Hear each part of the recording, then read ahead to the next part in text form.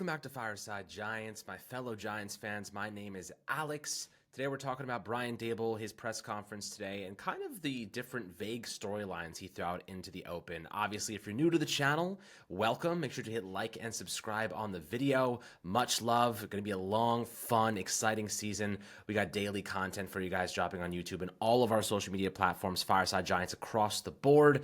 So if you want to stick around with us, we'll be here every single day, hopefully talking about winning football. Obviously, 5-star reviews on Apple and Spotify are very much appreciated. So much love to you guys if you're willing to put in a little bit of effort to help us out on the podcast. But today we're talking about a couple different storylines that Brian Daboll didn't really dive into. And I want to start with the cornerback 2 job. Somebody asked him, well, who won the CB2 job? Cordell Flott, Deonte Banks? And he really didn't say anything. He said, we haven't decided yet, and we're not probably going to let that slip until later on, leading up to the game. And we talked about this yesterday, Anthony and I, and, from my perspective, I think Cordell Flott won this job. Cordell Flott is an outside receiver. It's his 4th season. He's in a contract year. We kind of get where he comes into the fold as the insurance policy for Deonte Banks, and the Giants are currently calling on that insurance to step up and kind of fill that hole that is being left by Banks. And he didn't necessarily look great in the preseason and summer.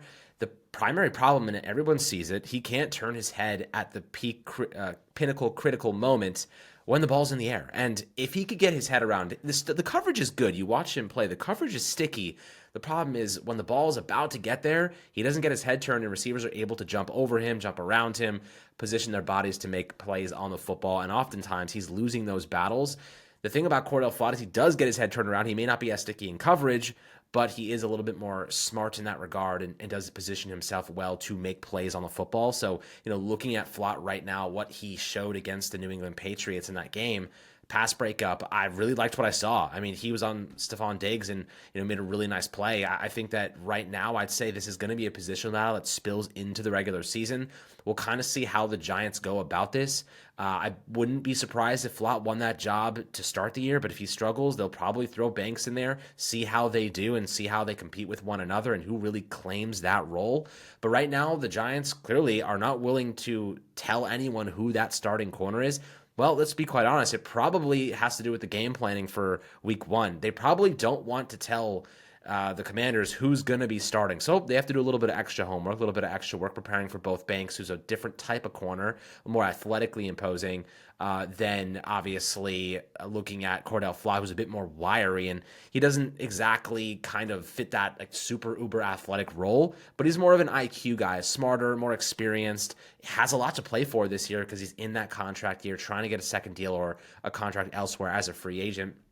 So looking at kind of the competition there, both players have a lot to lose, but I think Flott the most of the bunch just because financially his futures hangs in the balance right now. So definitely an interesting storyline we will be following, but just want to take a quick break to talk about our new sponsor. All right, guys, 1 second to talk about the Fireside Giants sponsor for the whole 2025 NFL season, the Sleeper Daily Fantasy Sports app. Sports are more fun when you're in it together, and that's exactly what Sleeper delivers with real-time scores, blazing fast news, and in-app chat. You can celebrate plays as they happen, and here's the kicker. Sleeper's Daily Fantasy lets you turn game day into payday.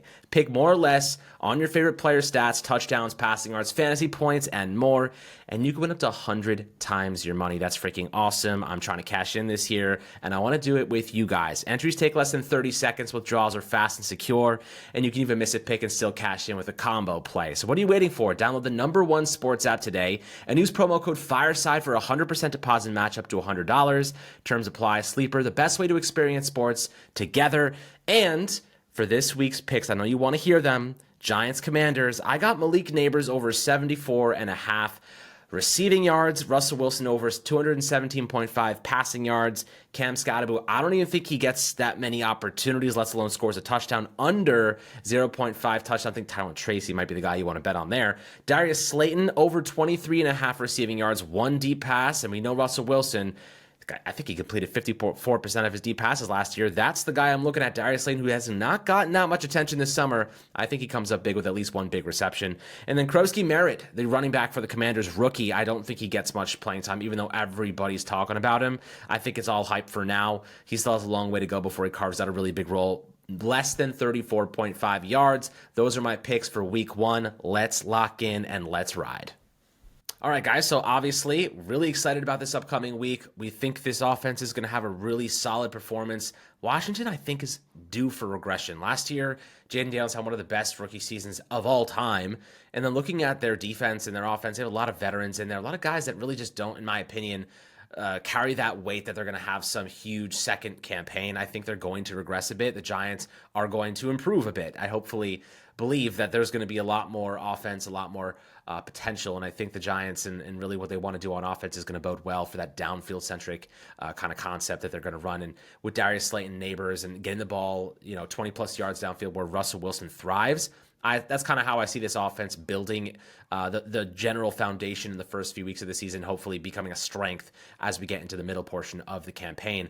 But to have a good deep ball, we all know there's one really important factor, and it's the offensive line. Brian Daboll, when asked about who won the right guard position, I don't really think there was ever a position battle there, but somebody asked him, who's the starting right guard? He was not willing to say, and probably because you don't want to give any information to your opponent before you actually play them. Probably a good move by Daboll, but there really wasn't a position battle there. It's Greg Van Roten's job to lose, and right now I kind of feel as though it's a bit of a weak spot. I think he's average at best. He's 36 years old. The truth is he's on a 1-year, $3.75 million deal, so a bit more than a veteran minimum. That's not much to invest in a starting right guard. That's kind of what you'd invest in a backup. We're paying more for James Hudson than we are for Greg Van Roten, who's starting on this offensive line. So, looking at what he brings to the table, it's veteran leadership, it's a lot of experience and competency last season. Now, a year older, we'll see how he does. Obviously, this is going to be a work in progress as the offensive line has been really bad for like a decade. I can't really lie and sit here and act like I'm not nervous about it. I think that Andrew Thomas, I don't know when he's going to return. We hope he returns within the next couple of weeks, but he doesn't seem very optimistic the way he talks about his injury. So we're just hoping that he's back by week 2, week 3 at the very latest.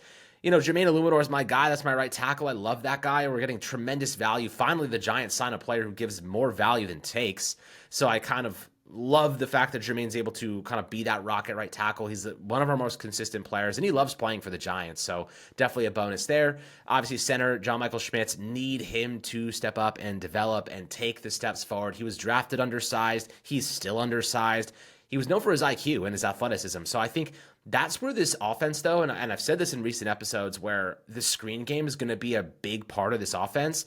That's where John Michael Schmitz thrives. He gets to the second level. He uses that speed and athleticism to his advantage. He can get to those second level blocks and really open up the screen game. So I think the Giants are going to run a lot more screens this year, get a lot more creative with them. It's really built for Jackson Dart, but I think Russell Wilson's more than capable of executing that play style. So that's where I see JMS like really improving. I think he'll look a lot better because this scheme is going to be a lot more favored to his game, not because they're trying to build a scheme around John Michael Schmitz, because he's kind of inadvertently is also kind of fits that mold where the screen game is where he can thrive. So really like that about him, really can get into space with his athletic profile. And the left guard, John Running, I think is a player that people are underrating. Last year, John Michael Schmitz was horrible. They had multiple left tackles who could not hold their own after Thomas went down. The offensive line looked really solid the first couple weeks of the season. Things regressed. Injuries, you know how it kind of went. So John Running, I think, is a lot better than what we saw last season. He was pretty solid the first couple weeks of the year. I think now with a year of chemistry under his belt, having some familiarity alongside him, we're going to see much better improvement and much better performance. But Greg Van Roten, behind him, I'm going to be honest with you guys. Evan Neal, obviously, we've seen ups and downs and flashes and not so good flashes. But the truth is like he's so slow and he doesn't have good stamina. If he's forced to start, it's only a matter of time before he completely falls apart. They can't play him a full game. He doesn't have the stamina to survive out there. I'm really curious who that secondary option would be. Aaron Stinney, maybe. I really don't know what they would do there. Obviously, Marcus Bowe has been working at left tackle and right tackle. He's kind of that swing tackle for now. James Hudson, too, as the veteran there. They really like James Hudson. Daboll said today, we brought him in for a reason. He fits the mold of a lot of the guys that we have. Hudson is he's just a really tough individual. He's mentally strong. He's just not that good of a player, but he does fit the mold of what the Giants are looking for. We'll see how he performs. starting week 1. I mean, he might get thrown into the fire at left tackle, so we're going to have to wait and see what that starting unit looks like. But the offensive line definitely is a big question for me, and something that I definitely think it's going to have to unfold in real time to see how competent they actually are. They looked a lot better in preseason. Now we got to see it transition to the regular season. Brian Daboll also talked about the backup quarterback. They have not named a QB2 yet. But let's be honest, Jackson Dart is the QB2. The second anything happens when it comes to Russell Wilson, if he misses a second a time, why would you go to Jameis Winston? Jackson Dart will be ready to take over the ropes there. And the truth is he might be ready now. A lot of people will tell you he should be starting right now, but they promised Russell Wilson that starting job, and they're going to abide by that promise. And the truth is if something happens to him, he goes down, he underperforms, whatever, Jackson Dart's the guy they have to go to. He's probably ready. He'll have a couple of game days to experience probably under his belt already to just prepare mentally, know what it takes to kind of become an NFL quarterback, the preparation, the mentality, the pregame rituals. There's stuff that has to happen here before I think he's ready for that QB1 moniker. But Russell Wilson, that's the guy for now. Jameis Winston, he's Dart's backup. He's QB3. He played QB3 the entire summer. Spring training, or rather training camp, that's where he spent basically all of his reps with the third team. And I think that's, let's just look through the tea leaves here, read the tea leaves. He is QB3. Jackson Dart's QB2, even though Daboll doesn't want to tell us. I think that is the truth. Daboll was really oddly vague, but I get it. He doesn't want to give any information away. So I'm not necessarily surprised by that, but it's definitely some interesting developments this upcoming season. I think we're going to see a return to the deep ball. I keep saying it. This is just, by the numbers, makes a lot of sense. Russell Wilson attempted a deep pass on 13.1% of his total attempts last season. That's the 6th highest rate in the NFL per next gen stats. He resulted in a 45.5% completion percentage, the second highest rate in the NFL. So, I mean, if Russell Wilson has time in the pocket, he's not looking for safety valves. He's not looking for outlets. He's not looking for out routes or zig routes or slants. He's looking to bomb the ball as far as he possibly can, because the truth is, once you get to the defensive secondary, now there's lots of space. You know what I mean? You're not always going to have two safeties up there all the time. If you have a receiver who's in man coverage or there's one safety and he's already past that safety, Russell Wilson still has the arm talent to get the ball down there. We saw that on the Bo Collins reception for 80 yards. So I'm pretty optimistic and excited about what the Giants have in store for this offense, this screen game match with this deep ball kind of game here. It's going to open up play action. It's going to open up the running game and Tyrone Tracy. It's going to help the protection as well, because they're not going to really be able to predict what we're doing. In the past, teams made us one-dimensional. They took away the passing game. Daniel Jones was obviously Daniel Jones, and we had to run the ball, and sometimes we had success. A lot of times we didn't, because teams just stacked the box and played man coverage against us, and, Daniel Jones walked into the bait half the time. So, I think now we have veteran experience, quarterbacking. It's going to be much different from that perspective. So I'm pretty optimistic about where this offense is going. But when it comes to Brian Daboll and really what he said today, it was lots and nothing. Obviously, when it comes to Andrew Thomas, we're not so sure when he's going to play. He told reporters he was staying on his rehab this weekend and was planning on taking a big step last Friday by running. So that's kind of where, the Giants have been trying to get him along. And if he's not running, how do we expect him to play anytime soon? That's a big concern for me. So I think he's about 2 weeks away from even it being in the conversation of can he start? So hopefully he can, because we kind of need him out there against two divisional opponents off rip. But aside from that, some little off the beaten path news. Joe Shane did attend Miami Notre Dame, that college game last night where Miami snuck out a victory over Notre Dame.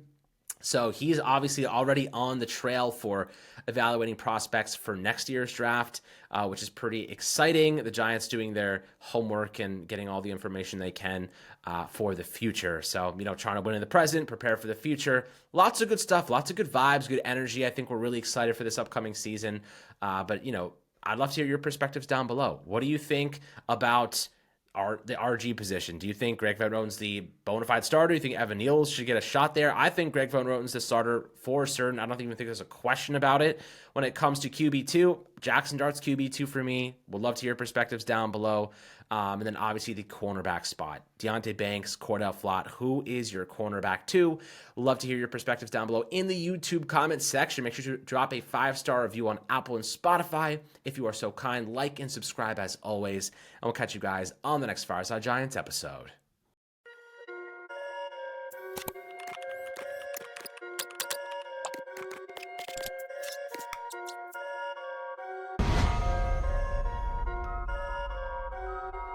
Perfect.